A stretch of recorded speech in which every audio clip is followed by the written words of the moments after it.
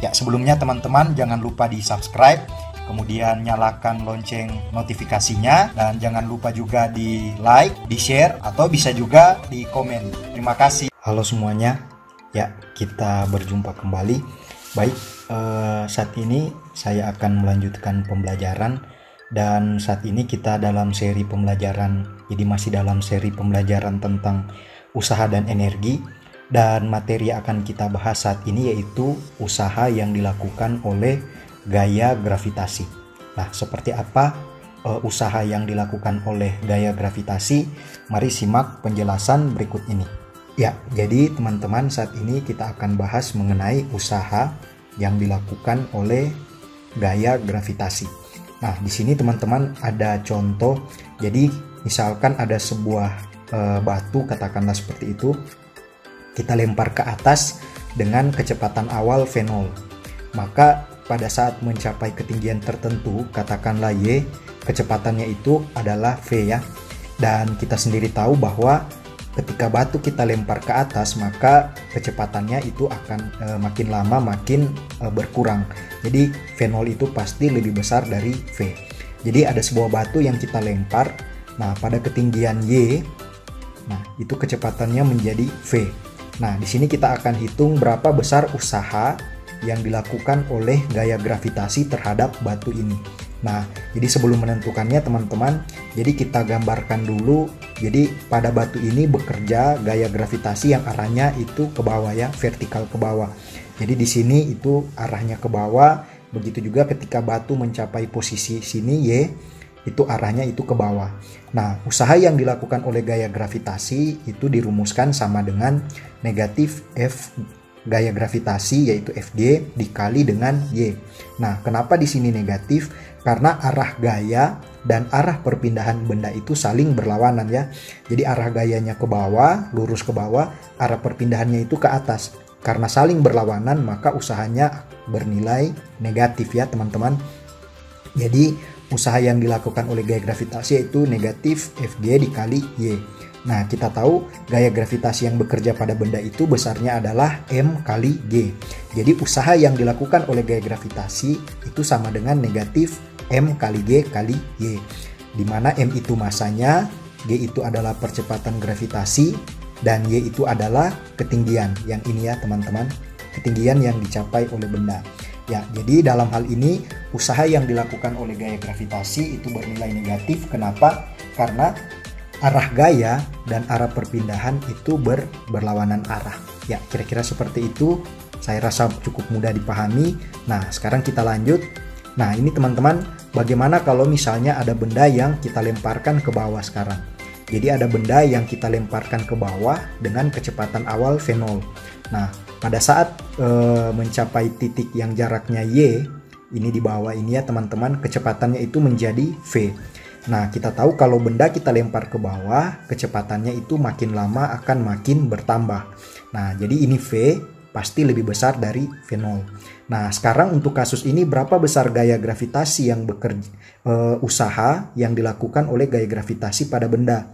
Nah, sekarang kita lihat arah gaya gravitasi itu arahnya ke bawah, yang ini ya. Jadi tetap arah dari gaya gravitasi itu arahnya selalu ke bawah. Kemudian perpindahannya kita lihat sekali ini arahnya ke bawah. Jadi arah gaya gravitasi dan arah perpindahan itu sekarang sudah searah. Nah, karena sudah searah, berarti usaha yang dilakukan oleh gaya gravitasi positif ya, karena dia searah, yaitu Fg dikali dengan Y, atau sama dengan Mg dikali dengan Y. Ya, jadi sederhana saja teman-teman. Dari sini tentu saja kita bisa simpulkan bahwa usaha yang dilakukan oleh gaya gravitasi itu bisa bernilai positif, bisa juga bernilai negatif. Nah, ketika dia bernilai positif, arah gaya dan arah perpindahan benda itu sama. Nah, kalau dia bernilai negatif, berarti arah gaya dan arah perpindahan itu berbeda. Contoh kasus yang ini ya, teman-teman. Nah, jadi perlu dicatat arah gaya gravitasi itu selalu vertikal ke bawah. Nah, seperti apapun gerakan benda, arah gayanya itu selalu vertikal ke bawah. Ya, kira-kira seperti itu. Dan untuk lebih jelasnya teman-teman, mari kita ikuti contoh soal berikut ini.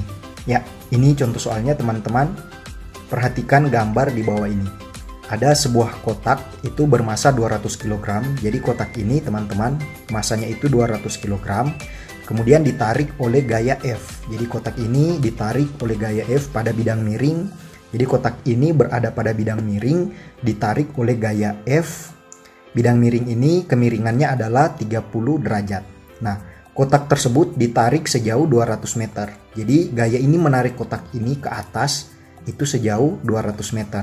Nah, anggap lantai licin. Berarti kalau kita anggap lantai licin, berarti tidak ada gesekan ya teman-teman. Nah, berapakah besar usaha yang dilakukan oleh gaya gravitasi? Oke, baik. Saat ini kita akan menghitung berapa usaha yang dilakukan oleh gaya gravitasi.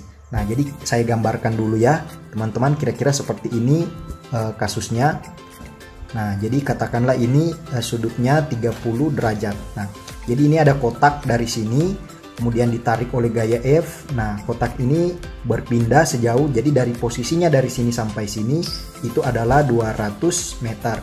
Nah, ini adalah gaya F yang menarik kotak tersebut. Nah, pertanyaannya sekarang berapa besar gaya usaha yang dilakukan oleh gaya gravitasi. Nah, jadi saya gambarkan dulu gaya-gaya yang bekerja pada benda. Jadi sekali lagi arah gaya gravitasi itu selalu lurus ke bawah ya. Jadi ini arah gaya gravitasi ini, kemudian di sini adalah gaya normal. Nah, kira-kira seperti itu. Dan ini lantai dalam keadaan licin atau tidak ada gesekan. Nah, di sini teman-teman arah perpindahannya itu ke sana ya. Jadi arah perpindahannya itu ke sana. Ini arah perpindahannya. Sementara arah gaya gravitasinya itu lurus ke bawah. Nah, jadi otomatis antara gaya gravitasi dan perpindahan ini pasti membentuk sudut. Nah, jadi komponen gaya gravitasi ini kita uraikan dulu teman-teman. Jadi kita uraikan ini, kemudian yang ini ya. Nah, jadi kita uraikan. Sudut 30 derajat ini dengan sudut ini sama. Jadi sudut yang ini 30 derajat dengan sudut yang ini juga sama ya, sudut yang ini 30 derajat. Di sini bisa saya tuliskan Fg cos theta. Kemudian di sini adalah Fg sin theta. Nah, setelah kita uraikan, jadi sudut 30 derajat ini dengan sudut yang ini itu sama ya, teman-teman. Nah, kita uraikan berarti di sini Fg cos theta, kemudian berarti yang ini adalah Fg sin theta. Nah, setelah kita uraikan, kita lihat arah komponen gaya gravitasi itu yang sejajar dengan perpindahan benda adalah ini, Fg sin theta. Kalau untuk Fg cos theta itu tegak lurus dengan perpindahan, berarti usahanya itu sama dengan 0 ya. Jadi usaha yang dilakukan oleh komponen gaya gravitasi yang ini itu nilainya 0 karena tegak lurus. Jadi kita tinggal menghitung usaha yang dilakukan oleh komponen yang ini ya. Nah, komponen ini dengan perpindahan itu berlawanan arah. Berarti usaha yang dilakukan oleh komponen ini adalah negatif. Jadi kita hitung sekarang, berarti usahanya W sama dengan negatif Fg sin theta. Jadi Fg sin theta dikali dengan D. Atau bisa saya tuliskan min Fg kali D sin theta. Ya. Nah, kira-kira seperti itu. Jadi usaha yang dilakukannya negatif karena komponen ini berlawanan arah dengan perpindahan. Nah, kita tahu besar dari gaya gravitasi Fg itu yaitu negatif M kali G kali D sin theta. Nah, sekarang kita lihat untuk D sin theta. Nah, teman-teman kalau misalnya teman-teman masih ingat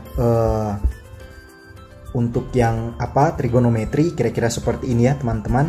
Nah, kalau misalnya ini sudut theta, katakan ini A, ini B, ini C.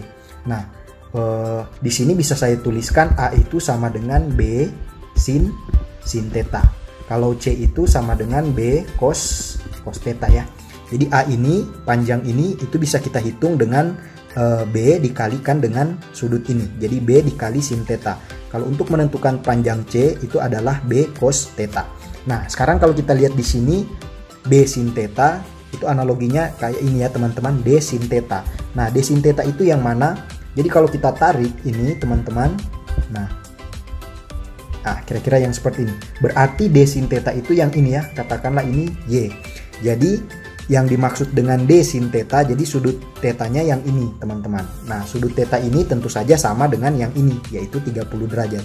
Nah, yang dimaksud D sin theta itu adalah ini. Y ini. Jadi di sini usaha yang dilakukan oleh gaya gravitasi bisa saya ganti dengan negatif M kali G kali Y. Nah, jadi W sama dengan negatif M kali Y kali Y. Nah, dari sini teman-teman bisa kita simpulkan bahwa meskipun benda bergerak di bidang miring, tetapi usaha yang dilakukan oleh gaya gravitasi itu adalah negatif M kali G kali Y. Jadi ketinggian vertikalnya. Jadi meskipun dia bergerak di bidang miring, kalau kita ketahui ketinggian vertikalnya, maka tinggal kita kalikan M kali G dikali dengan ketinggian vertikalnya ini teman-teman. Jadi sama saja ya. Jadi mg d sin theta itu sama dengan negatif M kali G kali Y. Jadi kalau ada soal misalnya sudah diketahui ketinggian vertikalnya, maka untuk menentukan usaha yang dilakukan oleh gaya gravitasi tinggal kita kalikan ini saja. Ya, kira-kira seperti itu ya teman-teman. Jadi di sini kita lanjut, berarti usaha yang dilakukan oleh gaya gravitasi negatif, M-nya itu adalah masanya adalah 200 kg. Kemudian G itu 9,8. Nah, Y ini dalam hal ini D sin theta, berarti D-nya itu 200 kali dengan sin 30. Sin 30 itu kita tahu adalah 0,5 ya. Berarti 200 kali 0,5, jadi D sin theta itu adalah 100. Nah, maka di sini ketinggian vertikalnya itu adalah 100 meter. Jadi dia berpindah 200 meter pada bidang miring, tapi kalau kita hitung secara vertikal itu sama dengan 100 meter. Ya, kira-kira seperti itu, sama dengan berarti negatif 200 dikali 9,8 dikali 100, jawabannya adalah negatif 196.000 joule. Ya, jadi usaha yang dilakukan oleh gaya gravitasi teman-teman itu adalah negatif 196.000 joule ya. Nah, sekali lagi ini tandanya negatif, kenapa? Karena arah gayanya ini itu berlawanan dengan arah perpindahan. Ya, saya rasa bisa dipahami ya teman-teman, semoga bisa dipahami. Kita lanjut saja ke contoh soal yang kedua. Nah, ini contoh soal yang kedua. Jadi sebuah lift dengan massa 500 kg bergerak turun dipercepat dengan percepatan 1,96 meter per sekon kuadrat. Jadi ada lift, masanya itu 500 kg. Nah, katakanlah ini sudah dengan, kalau misalnya ada penumpangnya, ini sudah dengan massa penumpangnya. Jadi ini massa totalnya. Nah, dia turun dipercepat dengan percepatan 1,96 meter per sekon kuadrat. Nah, pertanyaannya adalah berapa besar tegangan tali pada lift? Jadi tali yang menahan lift ini, itu tegangannya itu berapa? Tentu saja kalau tidak ada tegangan tali, maka lift ini akan bergerak dipercepat ke bawah ya, jadi jatuh bebas ke bawah. Nah, karena ada tegangan tali yang menahan lift ini, sehingga percepatannya itu bisa diukur ya, dalam hal ini 1,96 meter per sekon kuadrat. Nah, kita akan cari tegangan tali ini berapa. Kemudian yang B, setelah menempuh jarak 12 meter, berapa besar usaha yang dilakukan oleh gaya gravitasi dan tegangan tali pada lift. Nah, kemudian yang C, usaha total yang bekerja pada lift itu berapa. Baik, kita jawab yang A dulu ya teman-teman. Jadi kita akan menentukan tegangan tali yang bekerja pada lift. Jadi kalau saya gambarkan, misalnya ini liftnya, ya kira-kira seperti ini. Jadi ini liftnya. Nah, kemudian kita tahu bahwa gaya yang bekerja pada lift ini ke bawah, yaitu adalah gaya gravitasi, itu sama dengan M kali G. Kemudian gaya tegangan tali ini ke atas. Nah, ini gaya tegangan tali. Nah, karena lift dipercepat ke bawah, jadi ini lift dipercepat ke bawah. Berarti kita gunakan hukum 2 Newton untuk menganalisis tegangan talinya ya. Jadi sigma, kita gunakan hukum 2 Newton, yaitu sigma F sama dengan M kali A. Nah, kemudian sigma F di sini kita lihat, kita ambil arah positif saja ke bawah, menyesuaikan dengan arah gerakannya yaitu ke bawah. Berarti untuk sigma F-nya adalah Fg dikurang dengan T itu sama dengan M kali A. Nah, atau ini bisa saya tuliskan Mg kurang T sama dengan M kali A. Atau T itu sama dengan Mg kurang M kali A. Atau sama dengan M dalam kurung G kurang A. Nah, maka T-nya itu sama dengan, jadi M-nya itu adalah tadi masanya 500 ya teman-teman. Ya, 500 kg. Jadi ini 500 dikali dengan 9,8 dikurang dengan 1,96 percepatannya. Jadi 500 dikali 9, dalam kurung 9,8 kurang 1,96 itu sama dengan 500 dikali dengan 7,84. Nah, 500 kali 7,84 itu kita dapatkan 3.920 Newton. Ya, jadi ternyata teman-teman tegangan tali yang bekerja pada lift itu sebesar 3.920 Newton. Nah, kemudian yang kedua, setelah menempuh jarak 12 meter, berapa besar usaha yang dilakukan oleh gaya gravitasi dan gaya tegangan tali? Ya, baik. Yang sekarang yang kedua, kita akan menentukan. Jadi ini teman-teman. Nah, kemudian dia bergerak turun ke bawah. Oke, kira-kira katakanlah ini 12 meter. Jadi setelah dia menempuh 12 meter, jadi usaha yang dilakukan oleh gaya gravitasi itu berapa? Nah, jadi kita gambarkan gaya-gaya yang bekerja, berarti ini Fg. Sama juga di sini adalah gaya gravitasi, tapi tegangan tali itu arahnya ke atas ya teman-teman. Di sini juga arah tegangan tali ke atas. Nah, yang pertama kita tentukan dulu usaha yang dilakukan oleh gaya gravitasi. Nah, di sini kita lihat gaya gravitasi arahnya ke bawah, perpindahan itu arahnya ke bawah. Jadi usaha yang dilakukan oleh gaya gravitasi itu adalah positif karena arah gaya dan arah perpindahan itu searah. Berarti di sini W itu sama dengan Fg dikali dengan katakanlah Y ya perpindahannya. Berarti ini M kali G kali Y atau sama dengan 500 dikali 9,8 dikali dengan 12 yaitu perpindahannya. Nah, 500 kali 9,8 kali 12 itu adalah 58.800 Joule. Ya. Jadi, usaha yang dilakukan oleh gaya gravitasi itu bernilai positif 58.800 Joule. Nah, kemudian yang kedua kita akan menentukan usaha yang dilakukan oleh tegangan tali.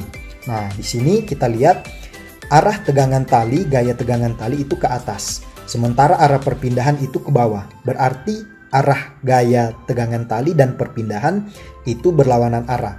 Maka usaha yang dilakukan oleh gaya tegangan tali itu bernilai negatif, yaitu negatif T dikali dengan Y ya. Nah, gaya tegangan tali tadi kita peroleh adalah 3.900, yang ini ya teman-teman, 3.920, berarti negatif 3.920 kita kali dengan, jadi negatif 3.920 kita kali dengan 12 ya, sama dengan negatif. Nah, jadi ini negatif 47.040 Joule ya. Jadi gaya tegangan tali adalah 47.040 Joule negatif ya, karena arah gaya tegangan tali berlawanan dengan arah perpindahan. Kemudian yang terakhir usaha total. Nah, yang C kita akan menentukan usaha total yang bekerja pada lift. Nah, berarti di sini teman-teman W total adalah, nah karena di sini ada dua buah gaya yang bekerja, berarti W total itu adalah gaya usaha oleh gaya gravitasi 58.000 itu kita kurangkan dengan, ya karena ini negatif berarti kita kurangkan dengan usaha yang dilakukan oleh gaya tegangan tali. Berarti ini 58.800 dikurang dengan 47.040. Jawabannya adalah 11.760 Joule ya. Nah, berarti usaha total yang bekerja pada benda ini selama benda bergerak turun ke bawah itu sama dengan 11.760 Joule. Ya, kira-kira seperti itu teman-teman. Jadi karena usaha totalnya adalah positif, berarti ini benda akan dipercepat. Nah, sesuai dengan soalnya, dan berarti kecepatannya itu akan makin bertambah. Ya, kira-kira seperti itu teman-teman. Contoh soalnya, mudah-mudahan bisa dipahami. Mungkin sampai di sini dulu video saya kali ini, pembahasan mengenai usaha yang dilakukan oleh gaya gravitasi. Semoga bermanfaat. Sampai kita berjumpa di video saya yang akan datang. Ya, terima kasih.